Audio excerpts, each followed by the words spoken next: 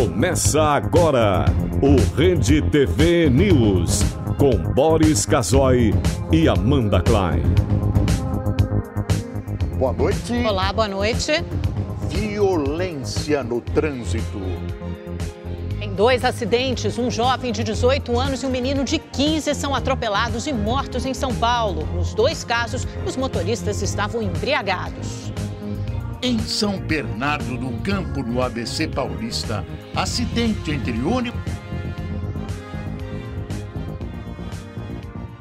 O presidente Michel Temer sancionou hoje a lei que cria o Sistema Único de Segurança Pública. Também foi lançado um estudo que mostra os custos econômicos da criminalidade no Brasil. A pesquisa pela Secretaria Especial de Assuntos Estratégicos da Presidência mostra que o Brasil concentra 14% dos homicídios do mundo e que cada jovem entre 13 e 25 anos de idade que é assassinado custa R$550 mil por ano. Essa estimativa se refere a quanto o país perde em capacidade produtiva pelo que a vítima poderia gerar com a força de trabalho.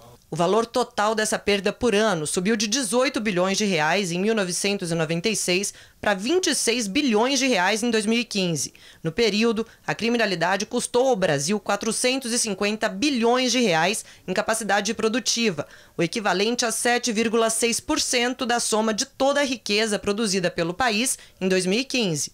O estudo mostrou ainda que os custos econômicos da criminalidade passaram de 113 bilhões de reais por ano em 1996 para 285 bilhões de reais em 2015.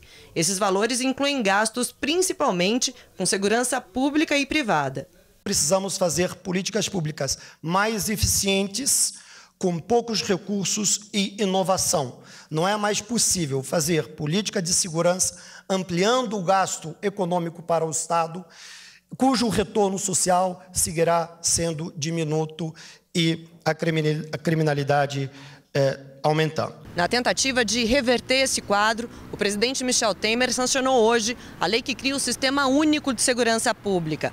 A ideia é criar um tipo de SUS da segurança, com um banco nacional de dados sobre criminalidade e um sistema compartilhado de informações entre as polícias e também entre os estados. Então nós temos que levar adiante a ideia desta integração. Aliás, a palavra-chave para esta criação do Ministério da Segurança Pública é a palavra integração, integração e cooperação, porque, na verdade, ao criarmos o Ministério da Segurança Pública, nós não quisemos e nem pudemos e não poderíamos invadir as competências dos estados. O problema da segurança pública é um dos mais graves do país e seu controle é complexo e depende de múltiplos fatores que envolvem desde educação, passando por família, leis penais, presídios e polícia. Esse Sistema Único de Segurança, criado pelo governo, chega atrasado. É incrível que as secretarias de segurança dos estados, no tempo dos computadores, até hoje, não se comuniquem através de um sistema de dados informatizado, quando o crime organizado atinge níveis nacionais e até internacionais. Mesmo assim, continuamos tendo estados, a maioria deles, talvez todos, com 2 polícias, uma civil e uma militar, que não se comunicam entre si e brigam num desperdício de dinheiro e esforços. E falando em dinheiro, neste momento de crise, a falta de dinheiro também afeta a segurança em todo o Brasil. A presidente do Supremo Tribunal Federal, Carmen Lúcia, defendeu a liberdade de imprensa. As declarações foram dadas hoje durante a abertura de um seminário sobre o tema organizado pelo Conselho Nacional de Justiça. Sem a imprensa livre, a justiça não funciona bem, o Estado não funciona bem. Nosso país hoje, e cada vez mais, precisa da cidadania, porque só a cidadania responsável e comprometida produzirá um Estado muito melhor. Eu acredito, continuo acreditando no Brasil e acredito no Brasil em que cada cidadão possa exercer a sua liberdade de maneira crítica, bem informada, e para isso nós precisamos das mídias, da imprensa livre, de todas as formas de comunicação. O ex-presidente Fernando Henrique Cardoso foi ouvido hoje por videoconferência pelo juiz Sérgio Moro. Fernando Henrique prestou depoimento como testemunha de defesa do ex-presidente Lula no processo que investiga a propriedade do sítio de Atibaia, no interior de São Paulo. Fernando Henrique foi questionado pela defesa de Lula se já havia feito palestras contratadas por uma empreiteira. Eu não me recordo de alguma empreiteira ter contratado palestras, não me recordo. Mas eu tenho feito palestra, não sei para quem, para muita gente, no Brasil, no exterior, em toda parte. O juiz Sérgio Moro insistiu na mesma pergunta. Pelo que entendi, então, o senhor nunca foi contratado, ou pelo menos o senhor não se recorda de ter sido contratado por alguma empreiteira para dar palestra? Eu não me recordo. Não me recordo. Houve uma vez... Não, empreiteira, provavelmente, não me recordo. Pode ser que tenha, não tenho, não lhe garanto. É só olhar lá no Instituto, ou na minha fundação, no meu escritório, na verdade. Eu não me recordo. Em seguida, Moro perguntou ao ex-presidente se as palestras remuneradas que ele fazia eram declaradas ou se havia pagamento por fora. Tudo tem contrato, tem agente no Brasil, no exterior, há uma briga entre os agentes, etc. Mas é tudo declarado, é tudo normal. Moro ainda perguntou à FHC se alguma empresa reformou alguma propriedade dele, conforme colocado pela defesa. O advogado de Lula, Cristiano Zanin, protestou. A defesa não fez nenhum tipo de afirmação de reforma ou valores por fora. Então não é uma afirmação da defesa. Eu gostaria de registrar. E Fernando Henrique respondeu. É contrato e eu nem conheço, muitas vezes, os donos, jamais. Nada disso, nem por fora, nem participar em nenhum momento de reforma, não tem muita coisa de reformar, só a minha cabeça mesmo. Esse processo do tal sítio de Atibaia é recheado de indícios, provas e testemunhos que comprometem Lula, que apesar de estar condenado e preso por corrupção, vence em todos os cenários da última pesquisa Datafolha para a presidência da República. E Fernando Henrique agora trabalha com a possibilidade de tornar Marina Silva o candidato desse movimento chamado de centro. Será? Enquanto isso, Ciro Gomes, mais uma vez, se perde pela boca. Uma declaração feita na semana passada, foi sexta-feira em Buenos Aires, está jogando areia num possível apoio do DEM, PP, SD, PRB e PSC. Ciro afirmou, sem cerimônia, que antes desses partidos, antes de acertar com eles, ele precisa acertar uma aliança com o PSB e com o PCdoB. Segundo ele, veja só, para garantir hegemonia moral e intelectual da chapa. O jogo para a presidência da República, com as pesquisas e tudo que estamos vendo nesses dias, continua absolutamente indefinido, com uma forte atividade de bastidores. Só em agosto as coisas vão começar a ficar claras. No dia 15 de agosto, termina o prazo para a inscrição dos candidatos. Enquanto isso, o mercado prevê aumento de inflação e crescimento menor da economia em 2018. O Boletim Fox, divulgado hoje, que é um levantamento semanal do Banco Central com mais de 100 instituições financeiras, mostra que os analistas estimam aceleração da inflação de 3,65% para 3,82% neste ano. O número, porém, continua abaixo do centro da meta do governo, que é de 4,5%. Em relação ao crescimento da economia para este ano, a previsão caiu de 2,18% para 1,94%. Portanto, aparece pela primeira vez abaixo dos 2%. Imaginar que no começo do ano estava em 3% a expectativa de crescimento. Foi a sexta queda seguida na estimativa do PIB.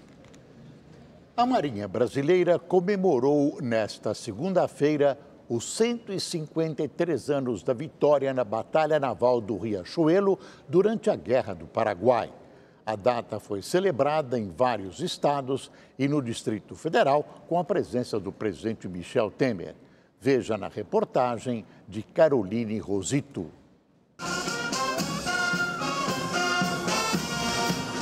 Em São Paulo, desfile dos militares da Marinha e a apresentação dos alunos de uma escola estadual marcaram as comemorações para relembrar a Batalha do Riachuelo em 11 de junho de 1865.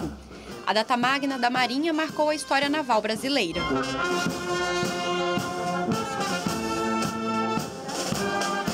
Às margens do rio Riachuelo, afluente do rio Paraná, o Império Brasileiro venceu o confronto contra o exército paraguaio. A batalha é considerada um momento decisivo na guerra da Tríplice Aliança, formada por Brasil, Argentina e Uruguai contra o Paraguai. No 8º Distrito Naval, na capital paulista, o evento também homenageou os militares da Marinha que lutaram até a morte. Nesse dia, nós servimos para recordar os exemplos que nos foram deixados por alguns marinheiros importantes, como Marcílio Dias, o guarda-marinha Greenham e o próprio almirante Barroso, que comandou esse episódio lá no Riachuelo. Durante a cerimônia, militares que se destacaram na profissão e personalidades civis que prestaram relevantes serviços à Marinha Brasileira no último ano foram agraciados com medalhas da Ordem do Mérito Naval. Em Brasília, a cerimônia realizada no Grupamento de Fuzileiros Navais contou com a presença do presidente Michel Temer. Durante o discurso, o comandante da Marinha destacou a bravura de quem participou da batalha, defendeu os investimentos nas Forças Armadas e falou da atual situação do Brasil. O fogo sagrado desses brasileiros, juntamente com sua bravura e determinação, forjou a alma de nossa Marinha, permanecendo vivo dentro de cada um de nós.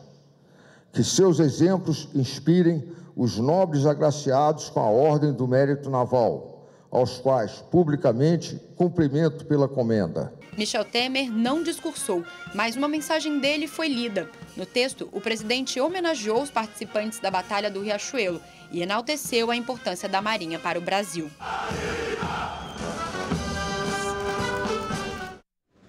O brasileiro está mais pessimista com a situação econômica do país. É o que mostra a pesquisa Datafolha divulgada hoje. A previsão dos economistas também não é animadora. Desemprego, alta do dólar, salário baixo, aumento de preços. Tudo que envolve economia tem provocado mau humor nos brasileiros. Muito difícil, quase impossível. Se você não contrabalancear, você entra em dívida. Eu, particularmente, sou desempregado. O quadro se agravou ainda mais com a paralisação dos caminhoneiros. Os empresários elevam os preços, mas depois eles não voltam a baixar a hora que normaliza, que sai da crise. Esse tipo de insatisfação atinge a maioria da população. É o que mostra uma pesquisa do Datafolha. 7 em cada 10 brasileiros avaliam que a situação econômica do país piorou nos últimos meses. Em relação à pesquisa anterior, o cenário é ainda mais negativo. Há 2 meses, 52% dos entrevistados apontaram uma piora no ambiente econômico.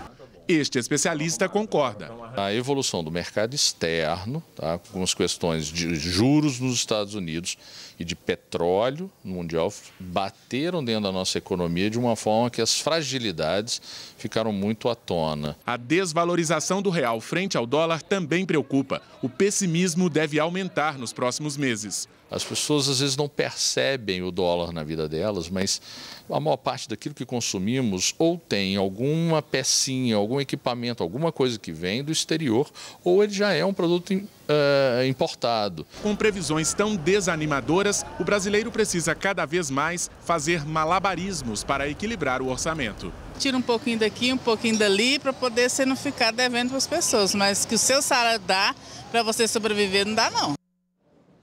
Esse pessimismo se revela também na desaprovação ao presidente Temer, que é uma parte nisso, revelada pela pesquisa Datafolha. Chegou a 82%. O lento processo de melhora da economia que a gente vinha atravessando desacelerou e essa paralisação dos caminhoneiros, a pesquisa foi feita depois, ajudou nesse pessimismo. No entanto, 45% dos eleitores acham que no próximo governo a vida e a política vão melhorar. Amém. Vamos conversar agora com o nosso comentarista de política, Reinaldo Azevedo, e jogar essa pergunta, passar essa pergunta a ele, né? O que ele achou tanto dessa pesquisa Datafolha, a qual a gente acabou de se referir, sobre o pessimismo com a economia que aumentou, né, Reinaldo? Quanto a que foi divulgada no domingo e fala sobre o cenário eleitoral basicamente congelado e incerto. Pois é, boa noite, Amanda. Eu diria que está tudo como o diabo gosta, né? E o diabo gosta de confusão, né? Se a gente for pegar toda a literatura sobre a demonologia que já se escreveu, a gente nota que o capeta, o papel dele é provocar desinteligência entre as pessoas, é romper os vínculos de comunicação de modo que umas não consigam mais falar com as outras. E a partir daí, então, ele consegue estabelecer o seu reinado. Nós estamos passando um pouco por isso. Não há absolutamente nada de surpreendente no que aí está. O que aí está é o resultado matemático de uma operação que foi feita. A operação consiste no seguinte: coloque as instituições em descrédito, coloque a política em descrédito, coloque o homem público em descrédito, diga que ninguém presta, diga que a política brasileira se resume a um bando de canalhas que estão lhe roubando o tempo inteiro, e nós temos o resultado que aí está. Não é? Vamos lá. A economia piorou? Piorou. A gente iniciou o ano podendo crescer perto de 4%, né? Essa era a perspectiva, né? E nós vamos crescer pouco acima de 1%. Né? A pesquisa Focus hoje está dizendo, que são aqueles economistas ouvidos pelo Banco Central, já prevê 1,94%, abaixo de 2%. Né? 82% consideram o governo Temer ruim ou péssimo. É, segundo essas pessoas, o pior governo desde Sarney, superando o Sarney. Né? Sarney teve 68% de ruim e péssimo. Sarney nos deixou à porta da hiperinflação. Collor teve 68% de ruim e péssimo. Collor levou o país ao desastre e sequestrou a poupança dos brasileiros. Dilma teve 71% de ruim e péssimo. Dilma nos deu a maior recessão da história e quebrou o país. Temer pega um país que tinha encolhido 3,6%, poderia ter crescido aquilo tudo, vai crescer pouco mais de 1%, mas vai crescer. Pegou a taxa Selic a 14,25%, ela está em 6,5%, menor juro nominal da história, menor juro real da história. Né? Pegou uma inflação de mais de 10%, que está hoje em menos de 3%. Né? Com previsão de crescer um pouco aí em razão desse último estresse. Né? Só isso? Não. Lei de responsabilidades estatais, retomou os marcos do pré-sal, fez a reforma educacional, estabeleceu o teto de gastos. Nem esses 82% vão me impedir de dizer que em 2 anos foi o governo que mais fez desde Sarney para cá. E, no entanto, 82% consideram que é o pior governo da história. Ora, a vida das pessoas está boa? Não, a vida das pessoas não está boa. Eu não estou dizendo que esteja. Eu não estou dizendo que esses números aqui estejam necessariamente na geladeira delas. Né? O Brasil vai recuperar a renda que tinha em 2013 só em 2023. Isso se passar a crescer. Mas, a partir de maio do ano passado, quando se inventou a crise Joesley Batista, numa tramóia entre o Ministério Público, né, o Supremo, na pessoa de Edson Fachin, com a conivência da senhora Carmen Lúcia, o Brasil entrou em parafuso, como se diz. A impopularidade de Temer subiu para 67% e uma vez aí o céu é o limite. Ah, mas nós 45% acham que vai melhorar? É mesmo? 30% continua a querer o Lula presidente da República. O PT foi deposto há menos de 3 anos, no mar de lama em que se encontrava. Não é? Outros 17 querem Bolsonaro, que não sabe que é tripé macroeconômico, que quando convidado a falar sobre economia, recomenda que o gordinho não seja gay, não seja mariquinha. O que nós temos é uma perspectiva de choque entre populismos pela frente. E se alguém quer saber o trabalho que o Ministério Público fez em companhia da direita chucra, eu resumo assim: a esquerda só não volta ao poder se errar muito. Vai ter de errar muito para não voltar. Lula tem potencial de transferência de voto de 47%. Vai manter candidatura, não será candidato, a tendência é apoiar Ciro Gomes. A esquerda só não volta ao poder se não quiser. A Lava Jato será o mais longo, mais caro e mais traumático caminho entre a esquerda e a esquerda. Boa noite. Reinaldo, boa noite e até amanhã. Criminosos explodem agências bancárias e trocam tiros com a polícia durante assalto em Campo do Meio, no interior de Minas Gerais. Um assaltante foi morto. Os ataques simultâneos aconteceram em uma agência e num posto de atendimento bancário por volta das 3h30 da manhã. Assaltantes e policiais trocaram tiros durante os ataques. Um dos bandidos foi baleado e morreu em frente a um dos bancos. Uma mochila com dinamite foi encontrada próxima ao corpo dele. As explosões deixaram as duas agências praticamente destruídas. A polícia declarou que cerca de 8 homens participaram dos assaltos e fugiram em 2 caminhonetes. Uma delas foi abandonada durante a fuga. Até o momento, ninguém foi preso. Uma briga em um condomínio em Copacabana, no Rio de Janeiro, quase terminou em tragédia. Na discussão, um juiz atirou contra o vizinho, que gravou tudo. No vídeo, o homem aparece alterado. Tu tá me filmando porque tu é bandido, tu é safado, tu tá tocando a minha campainha de madrugada, tu é safado, Pedro safado.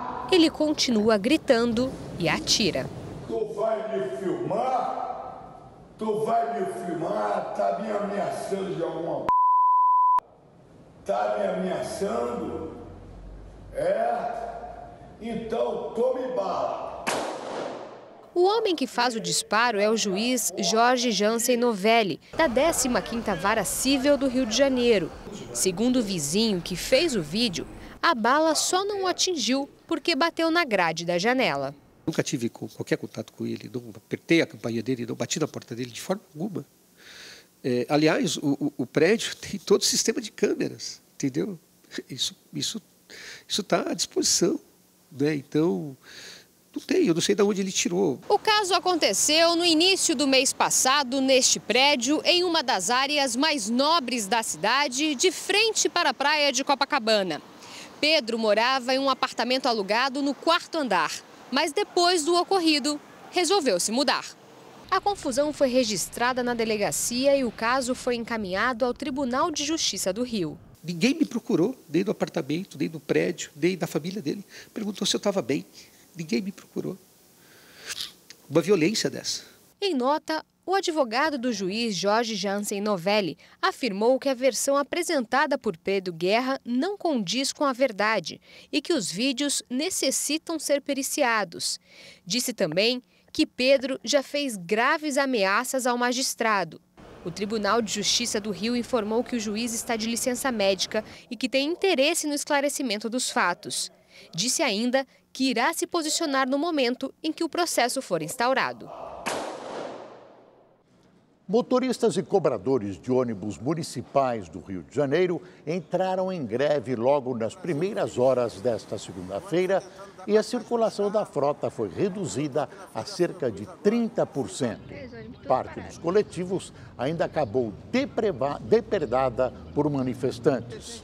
À tarde, representantes dos sindicatos se reuniram com o prefeito Crivella e receberam uma proposta para o fim da paralisação, que prevê reajuste com base na inflação deste ano e de 2017, além de aumento na cesta básica. A categoria discute neste momento se fecha o acordo. Foi preso em São Paulo um dos criminosos envolvidos no assalto a uma padaria na zona sul de São Paulo, que deixou um empresário morto.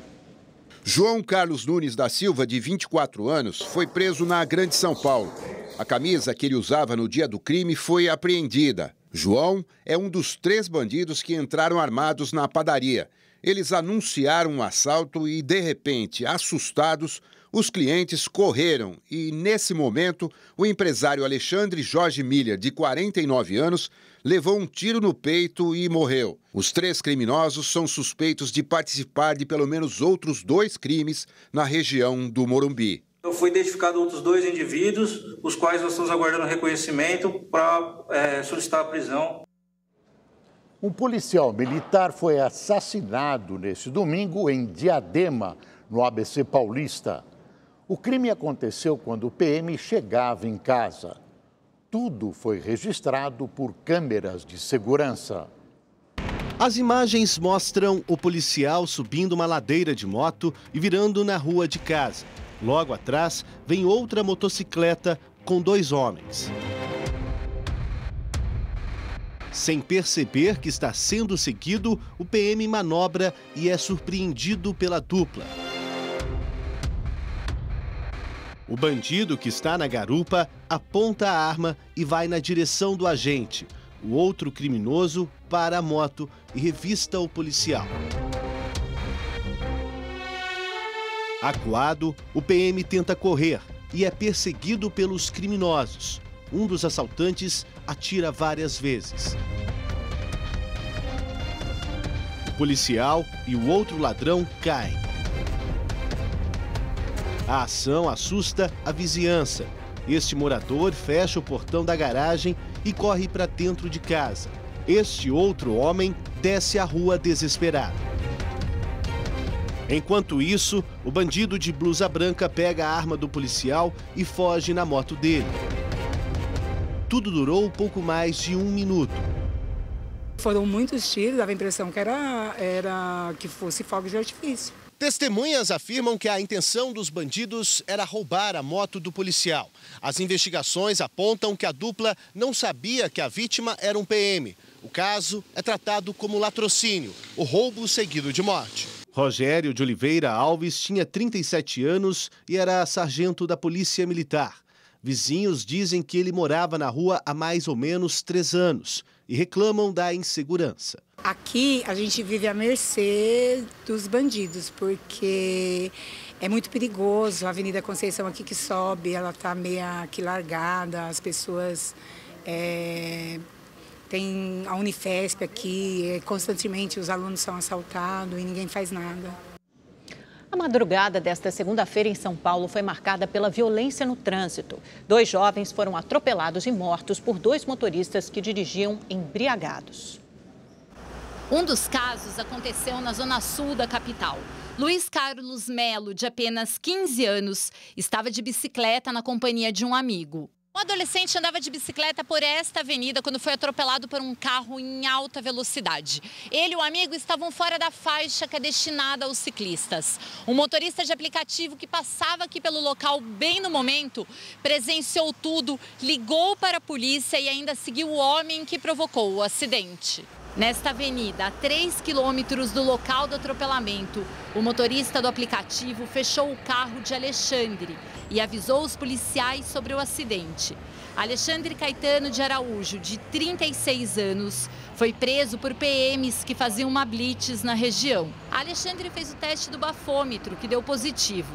Além disso, a polícia ainda encontrou bebidas dentro do veículo e a quantia de R$8 mil em dinheiro. Hoje à tarde, ele teve a prisão preventiva decretada durante uma audiência de custódia no Fórum da Barra Funda, na zona oeste de São Paulo. A avó do garoto estava inconformada com a perda.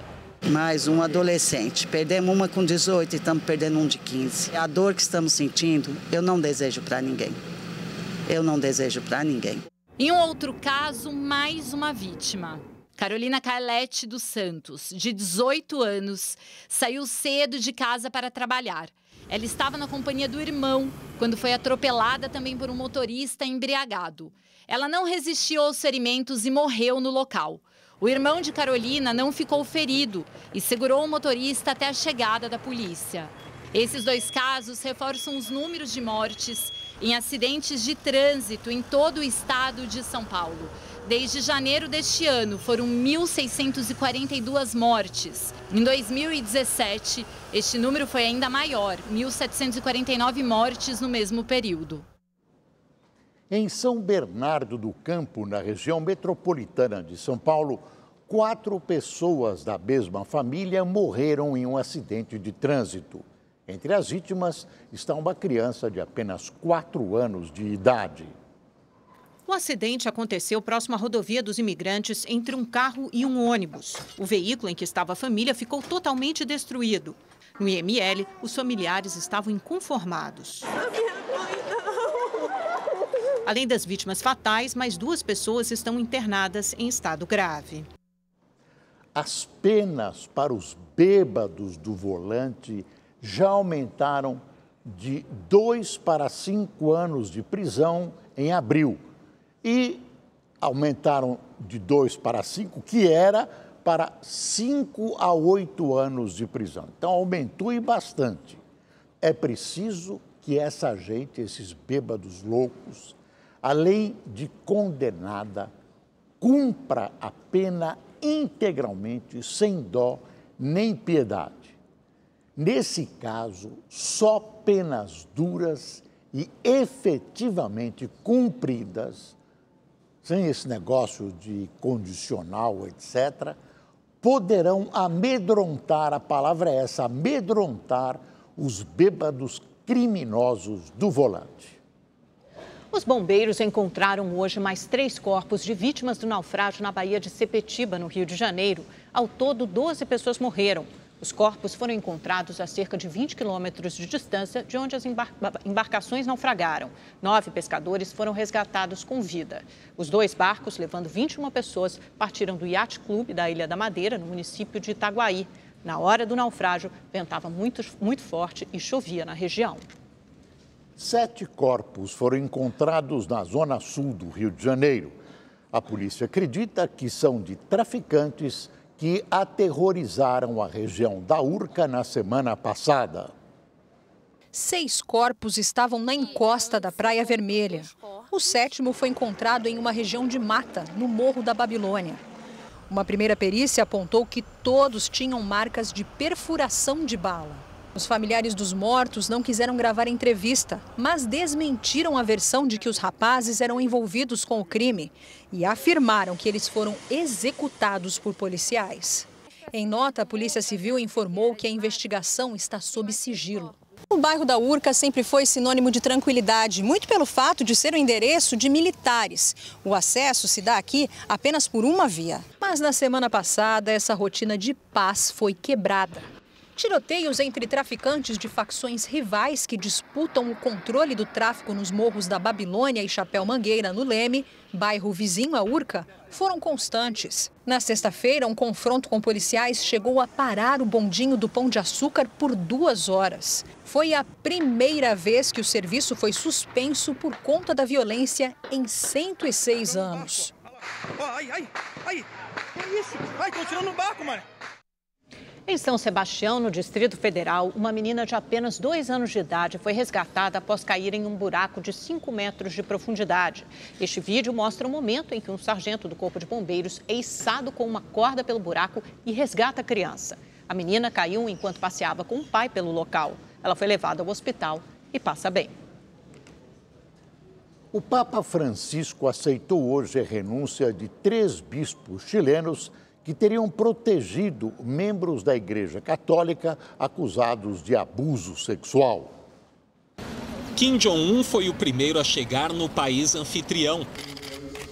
Lá foi recebido pelo primeiro-ministro Lee Hsien-loong, além de cumprimentar autoridades locais e posar para jornalistas de todo o mundo. O ditador surpreendeu ao fazer um passeio raro e inesperado por pontos turísticos com o ministro de Relações Exteriores. Claro, tivemos um pequeno problema, trocamos a reportagem e agora vamos passar a reportagem em que o Papa Francisco aceita a renúncia de 3 bispos chilenos. Ambos, Christian Caro Cordeiro e Gonçalo Duarte Garcia de Cortázar, colocaram um cargo à disposição do pontífice no mês passado, junto com outros 31 religiosos, durante uma reunião no Vaticano. O Papa, que pediu perdão às vítimas, não informou se vai aceitar ou não os outros pedidos de renúncia. Na Espanha, o novo governo anunciou que vai receber os 629 imigrantes que estão no navio Aquarius desde sábado, depois de uma apelação da Comissão Europeia e da ONU. A embarcação, fretada pelas ONGs Médicos Sem Fronteiras e SOS Mediterrâneo, com mulheres grávidas e mais de 120 menores sem responsáveis, está no mar perto da Itália e de Malta. Os 2 países se negaram a receber os imigrantes vindos da Líbia. As autoridades italianas pediram mais colaboração de outras nações europeias, já que o país recebeu mais de 600 mil refugiados nos últimos 4 anos. Na Colômbia, o Exército da Libertação Nacional anunciou um novo cessar-fogo que vai durar 5 dias até o segundo turno das eleições presidenciais. O pleito acontece no próximo domingo. Depois do clima tenso entre os Estados Unidos e a Coreia do Norte, que levou ao cancelamento da cúpula entre os líderes dos 2 países, enfim, o encontro histórico entre Donald Trump e Kim Jong-un está a poucas horas de acontecer. Quem traz os detalhes é o correspondente na Ásia, Marcelo Espíndola. Kim Jong-un foi o primeiro a chegar no país anfitrião. Lá foi recebido pelo primeiro-ministro Lee Hsien-loong, além de cumprimentar autoridades locais e posar para jornalistas de todo o mundo.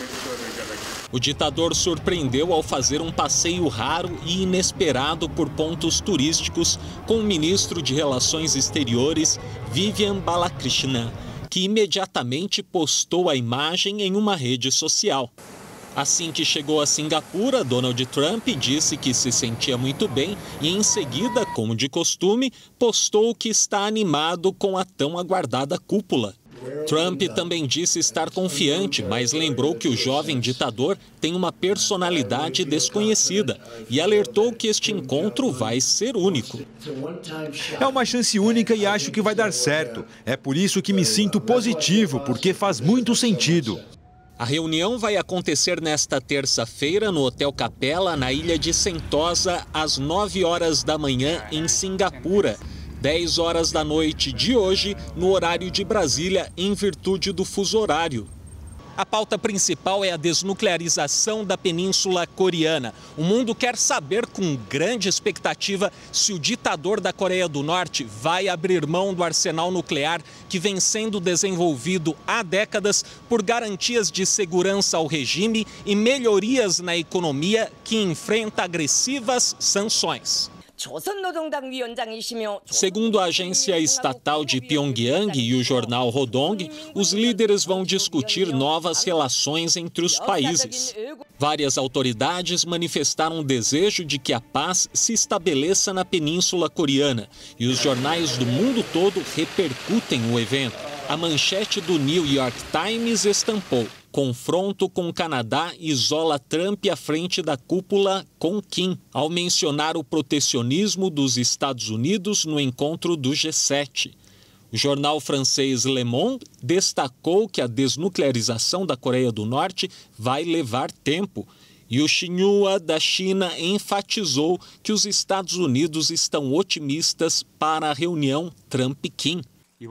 O presidente da Coreia do Sul, Moon Jae-in, disse que os 2 líderes foram corajosos até agora, com demonstrações práticas para que haja um resultado positivo no encontro. É possível que cheguemos a este ponto graças às decisões corajosas do presidente Trump e do presidente Kim. O presidente Trump demonstrou em ações práticas sua forte determinação em resolver as questões das armas nucleares norte-coreanas e a paz na Península Coreana. O presidente Kim expressou sua disposição para o sucesso da cúpula e desnuclearização através de medidas preventivas corajosas, como o desmantelamento do local de testes nucleares de Punggye-ri. Na Praça de São Pedro, no Vaticano, o Papa rezou pela cúpula e deixou uma mensagem para os fiéis. As conversações que acontecerão nas próximas semanas em Singapura espero que possam contribuir para o desenvolvimento de um caminho positivo que garantirá um futuro da paz para a Península Coreana e para o mundo inteiro. Por isso, oremos ao Senhor. Per questo preghiamo il Signore. Depois das ameaças com os testes nucleares norte-coreanos, este ano tem sido positivo para uma nova era pacífica entre as Coreias. Começou com a participação de Pyongyang nas Olimpíadas de Inverno em Seul, seguiu com a cúpula entre os líderes coreanos que decidiram juntos trabalhar pela paz e, em seguida, o regime de Pyongyang destruiu a área dos testes nucleares. O clima ficou tenso quando os Estados Unidos fizeram exercícios militares com soldados sul-coreanos na região de fronteira com a Coreia do Norte. A cúpula entre Trump e Kim chegou a ser cancelada pelo presidente norte-americano, que alegou hostilidade do país rival.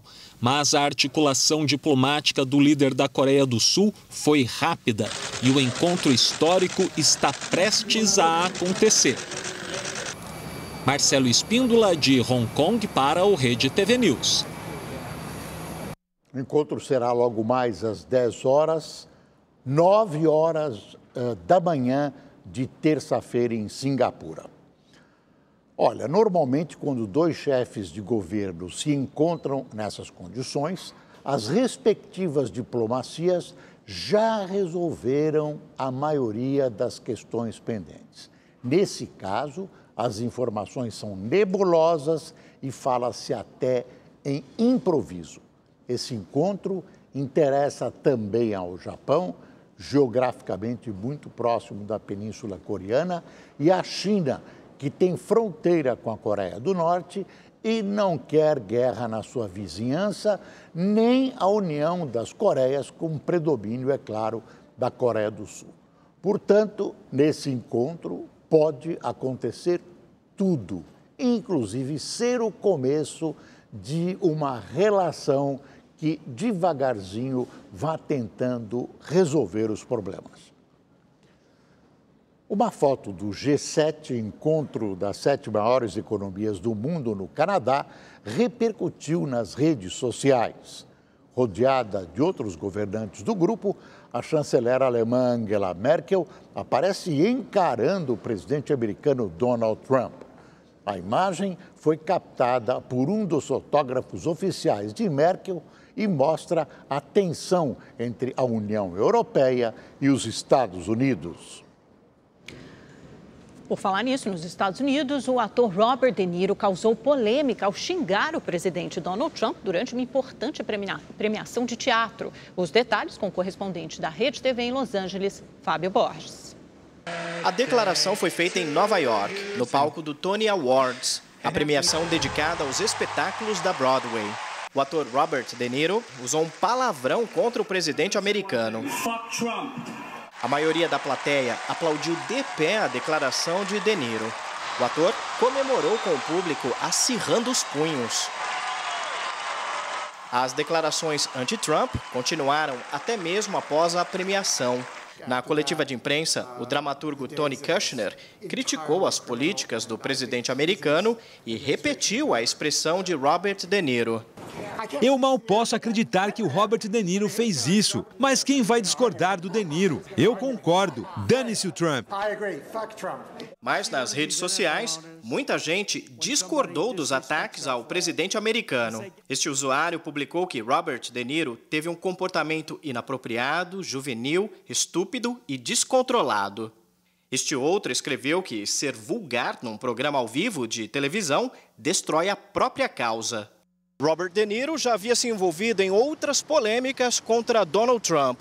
Em 2016, o ator gravou um vídeo para uma campanha contra o então candidato à presidência. Nele, De Niro chama Trump de idiota, cachorro, porco e diz até mesmo que gostaria de dar um soco na cara dele. De volta ao Tony Awards, um dos momentos mais comoventes foi a apresentação musical de um grupo de sobreviventes do tiroteio que aconteceu em fevereiro numa escola em Parkland, na Flórida.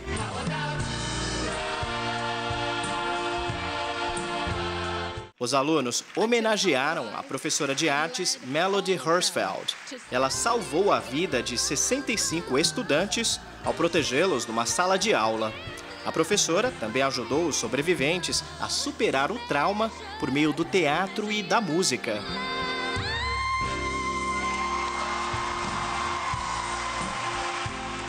Já o grande vencedor da noite foi o espetáculo The Band's Visit.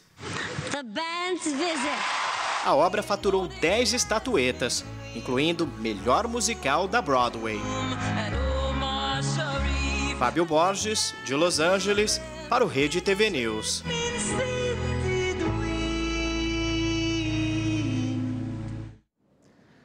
E estamos a 3 dias da Copa do Mundo e a seleção brasileira já está em Sochi, na Rússia, onde vai ficar até pelo menos as quartas de final. O primeiro dia em solo russo foi de descanso, mas de trabalho para o correspondente Luciano Júnior, que vai seguir os passos do Brasil em busca do hexacampeonato. Uma chegada em grande estilo, com um visu daqueles. A recepção também caprichou. Delícias para rebater a fome da viagem, tietagem e música típica, que fez Neymar mostrar que mesmo fora dos campos tem ginga. Hoje nada de treinamentos, folga geral. Na verdade, a ordem do dia hoje foi relaxar e saborear um pouquinho a nova casa, que é este hotel aqui em Sochi, tem até praia particular, e também a vitória por 3-0 contra a Áustria, o último jogo antes da estreia aqui na Rússia. O amistoso foi em Viena, uma cidade com ares de filme de época, tudo muito bonito, com carruagens e monumentos imponentes. Mas claro que antes da partida contra a seleção da casa, fui procurar um cantinho mais com a nossa cara. E não é que achei?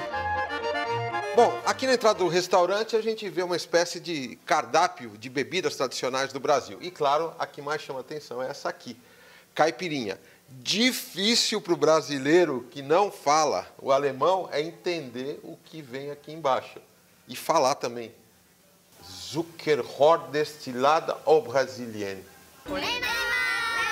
Mas o trabalho me aguarda e chegando mais perto do palco do jogo, é fácil encontrar a torcida brasileira. Ia trazer um peso na consciência se tivesse alguma coisa, acontecesse alguma coisa com ele ou com o Couto. Então que vem a Copa. De Sochi na Rússia, Luciano Júnior para o Rede TV News. O setor de queimados da maior emergência pública do Nordeste, que fica em Pernambuco, está lotado. O principal motivo é que cada vez mais pessoas estão substituindo o gás de cozinha pelo álcool na hora de cozinhar. Gildásio é um dos pacientes que se recuperam na ala de queimados do Hospital da Restauração. Aqui, 18 dos 21 internados se acidentaram ao tentar cozinhar com o uso de álcool etílico. Botei o álcool numa latinha para fazer a comida, botei, daqui a pouco eu falei, só que teve um acidente que eu não ia imaginar que tinha virado por cima de mim. Aí daqui a pouco eu fui tocar o fósforo. Eu toquei o fósforo, buf! Não é a primeira vez que o HR registra um alto índice de vítimas de queimaduras provocadas pelo uso doméstico do álcool e outros combustíveis. Desde o ano passado, com a alta do preço do botijão de gás e mais recentemente com a crise de desabastecimento provocada pela greve dos caminhoneiros, várias famílias estão recorrendo ao uso irregular desses combustíveis para cozinhar. Um risco que pode custar a vida. Logo no início desse aumento do gás de botijão, eu cheguei a ter 65% dos pacientes adultos internados ser dessa forma, mas agora veio a 90%. Tem pessoas chegando aqui queimadas dizendo que o botijão de gás no local onde elas moram está a R$150. É impossível de adquirir. E é hora da previsão do tempo com a Lu Camargo.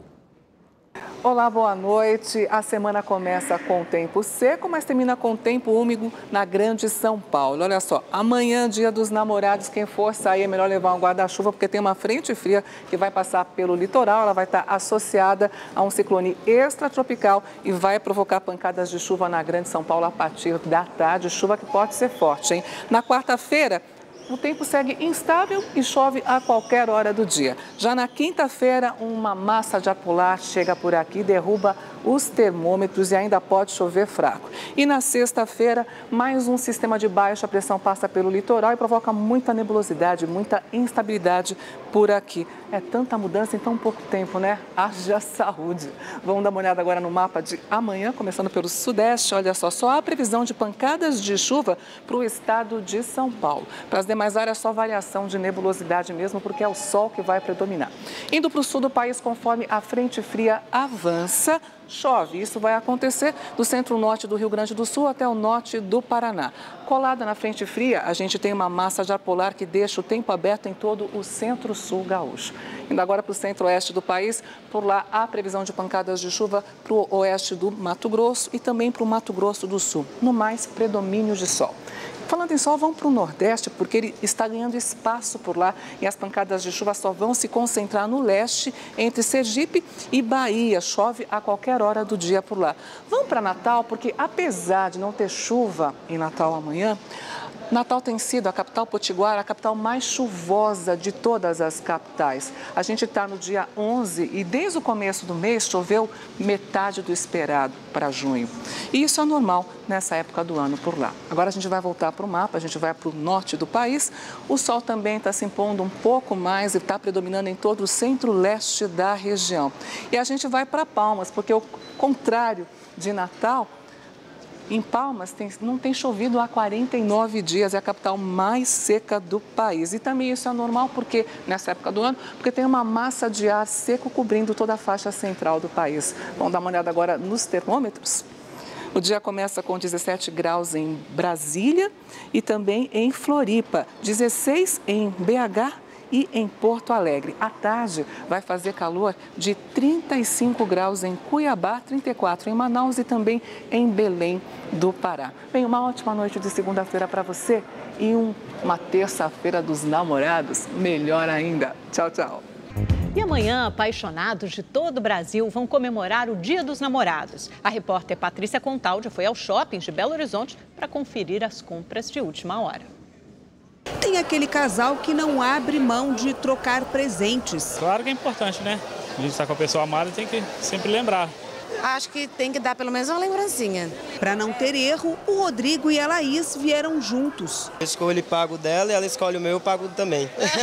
E ainda tem os apaixonados que gostam mesmo é de surpreender. Esse ano tem surpresa, vai ser uma coisa bem diferente assim mesmo. O que você comprou? Camisa do Cruzeiro. Nossa, ele vai amar. Roupas, maquiagens, cremes e eletrônicos estão no topo da lista dos presentes queridinhos para os dias dos namorados.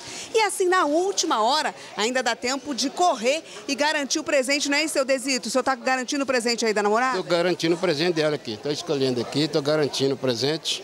E deixou para a última hora? Última hora, porque se eu comprar antes, eu entrego antes. Então eu deixo para a última hora, porque senão perde a graça da coisa, né? Mas os atrasadinhos também podem se dar bem. É que já tem muitas promoções. A expectativa do comércio em todo o país é movimentar 2 bilhões de reais com o Dia dos Namorados, um aumento de 2% em relação ao ano passado. Os nossos descontos estão de 10% até 50% de desconto. E os namorados que ainda não comprou o presente da sua namorada, venha correndo, vai sobrar um dinheirinho ainda para o cinema. Apesar do otimismo, tem casal que prefere não dar presente, mas que mesmo assim não vai deixar de celebrar o amor. A gente assiste filme em casa e guarda dinheiro no bolso. E lembra do Rodrigo e da Laís do começo da matéria? Olha eles aí, deixando o shopping cheio de presentes. Pelúcia e relógio, que ela gosta. E o chocolate, né, que é o que ele mais gosta. Eu feliz de namorado, né, amor? No Rio Grande do Sul, uma operação do Ministério Público e da Brigada Militar prendeu 17 pessoas.